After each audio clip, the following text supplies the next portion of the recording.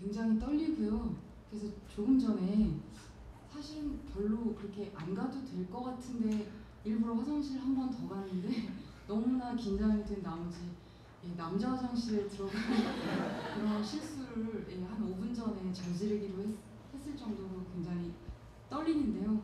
한편으로는 글을 쓰면서 독자분들을 상상하고 쓰지는 않는 것처럼 내 글을 읽어주시는 분들은 어떤 분이겠구나라는 것에 대해서 이렇게 크게 고민을 해본 적도 없고 뭔가 제가 만나게 될 거라는 생각을 해본 적도 없는데 막상 이렇게 만나게 될 수 있다는 게 굉장히 특별하고 설레고 뜻깊은 그런 일이라고 생각합니다.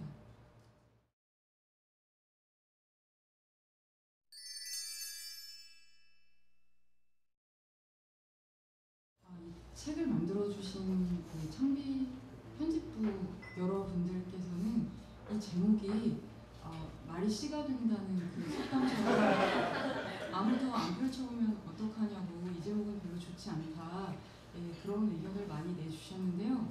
이 책을 책임지고 맡아주신 이 책임 편집자 분께서 저의 의견도 그러했지만 이 아무도 펼쳐보지 않는 책이라는 단편뿐만 아니라 이 책에 실린 나머지 8편에 실려있는 그 8편에 등장하는 다른 주인공들의 삶도 아무도 펼쳐보지 않는 책, 아무도 불러주지 않는 노래, 아무도 입어주지 않는 옷처럼 크게 눈에 띄지 않는 보잘것없는 그런 일상을 살아가고 있다고 그렇게 판단이 되어서 소설, 단편 소설들 9편 전체를 아우르는 제목으로 이게 더 좋다 그런 의견을 내주셔서 힘이 나서 제가 이 제목을 했으면 좋겠다 이렇게 느끼기도 했고요.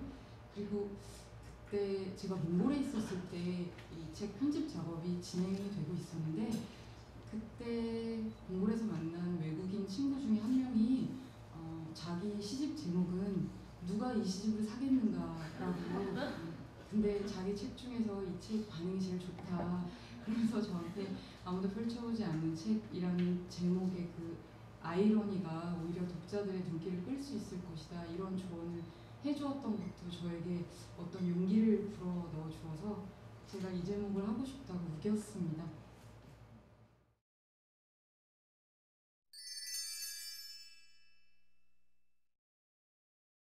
그냥 그 소설의 분위기, 제가 부여하고 싶었던 그 등장인물의 캐릭터에 잘 맞는 이름을 찾기 위해서 애쓰는 편이거든요. 그러니까 주인공이 굉장히 예민하고 지적인 그런 사람이라면 그런 이름에 어떤 것이 있을까 고민하고요. 또 주인공이 굉장히 우유부단하고 소심하고 남들 보기에 되게 한심한 일상을 영위하고 있는 인물이라면 또 그런 느낌을 줄 수 있는 이름들은 어떤 게 있을까 이렇게 고민을 해서 그러니까 예를 들면 우리가 뭐 원빈이라든가 현빈이라든가 이런 이름을 들을 때 떠올리게 되는 이미지가 있고 뭐 억순이라든가 뭐 끝분이라든가 이런 이름을 들을 때 떠올리게 되는 이미지가 있잖아요. 그걸 배반하는 경우도 물론 있지만 대부분은 그게 가지는 힘이 되게 크다고 생각하기 때문에 거기에 맞는 이름을 지으려고 노력하는 편이고요.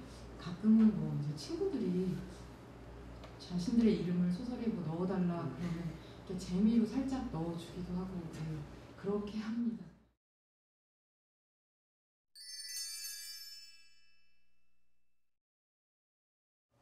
사실 글을 쓸 때 이런 태도를 가지고 써야겠다 이런 걸 의식하고 쓰지는 않는데요.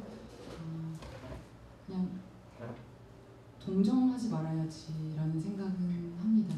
그리고 이해하려고 하지도 말아야지. 그냥 상상만 해야지. 제가 함부로 동정하거나 이해한다는 것 같은 제스처를 취하게 될 때 그들을 바라보는 작가로서 그 대상을 바라보는 시선의 균형이 무너질 수 있다고 생각을 해서요. 최대한 있는 그대로 바라보면서 상상만 해야지 그런 생각은 합니다.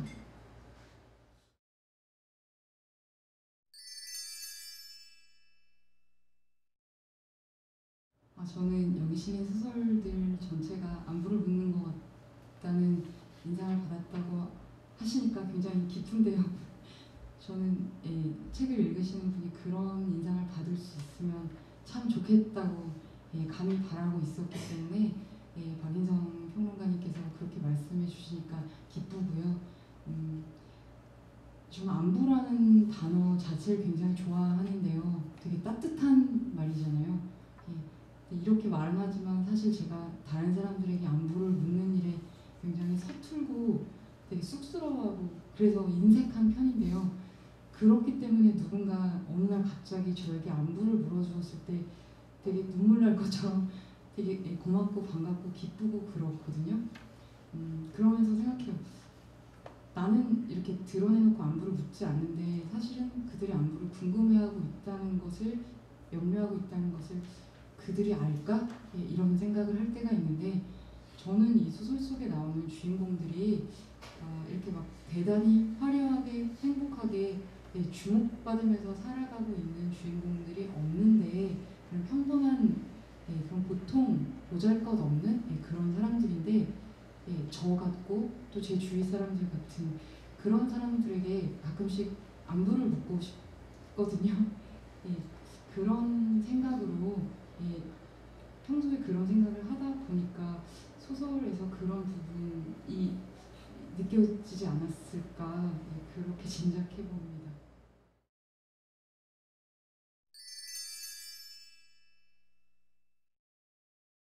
저 강원도에서 이렇게 서울 올라올 때 사람들이 흔히들 서울은 눈 감고도 코 베어가는 곳이다 이런 이야기들 많이 하시는데 사실은 서울이라기보다는 인간이 사는 세상이 눈 감고도 코 베어가는 그런 세상처럼 되어가고 있다고 해야 옳겠지만 그때는 굉장히 긴장을 하고 이제 왔었던 기억이 나는데 첫 번째로 서울 사람들은 다 깍쟁이구나라는 말을 정말 이렇게 실감하게 된 것이 하숙을 하게 되었는데 그 하숙집에 저 혼자 여학생이었거든요. 다 이제 남학생들이고 근데 꼭 제가 여학생이라서가 아니라 낯선 사람들이랑 한 집에 사니까 좀 불안하잖아요.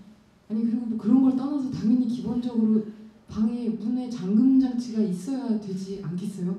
근데 제 방이 그게 없었어요. 그러니까 부엌을 개조해서 만든 방이었는데 잠금 장치가 없었거든요. 그러니까 제가 잘 때는 안에서 문을 이렇게 잠글 수가 있는데 제가 학교에 갈 때는 잠그고 갈 수가 없는 거예요. 그래서 늘 잘 때는 이제 뭐 괜찮지만 제가 없을 때는 안에 뭐 누가 들어가는지 어쩐지 알 수 없는 그런 상황이 됐는데 제가 주인 아주머니께 문에 좀 자물쇠를 달아주십사 이렇게 부탁을 드렸더니 전 참 온순하게 청을 드렸는데 너무너무 이제 화를 내시면서 당신이 이제 하숙을 10년을 쳤는데 우리 집에서 연필 한 자루 없어진 적이 없는데 너가 내가 밥 장사한다고 나를 무시하느냐 그러면서 길길이 이렇게 뛰면서 화를 내시더라고요. 그 자물쇠 얼마 한다고. 그래서 그때 서울 사람들은 다 깍쟁이구나 그런 생각을 그게 제가 최초로 접한 뭔가 서울 사람이라는 카테고리에 넣을 수 있을 것 같은 그런 분이었다고 할까요? 심지어 나중에는 계속 거기서 도난 사건이 계속해서 일어나게 되거든요. 연필은 안 없어졌는데 정말 연필만 빼고 다 없어졌어요.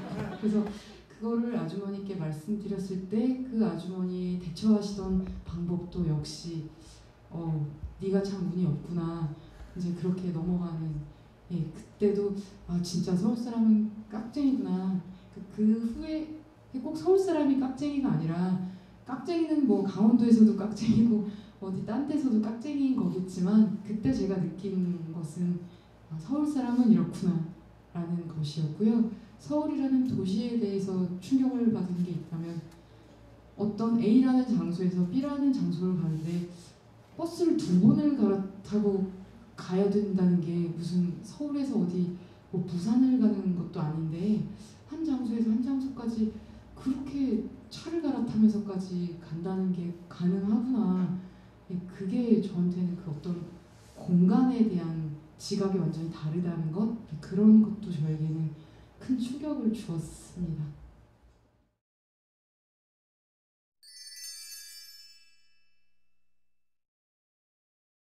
굉장히 많은데요. 그 옛날 분들 중에서 정약용 쓴 글을 굉장히 좋아하고요.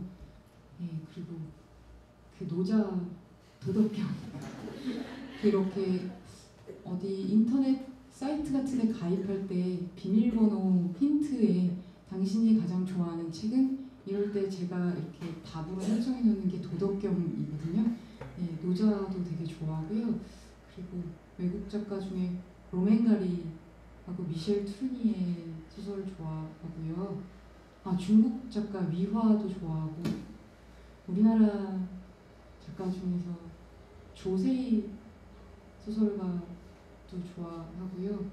이혜경 소설가도 좋아하고 이게 너무 많은데 예, 최승자 시인도 좋아하고 이 좋아하는 작가 1시간 동안이라도 얘기할 수 있을 것 같아요. 너무 많아서.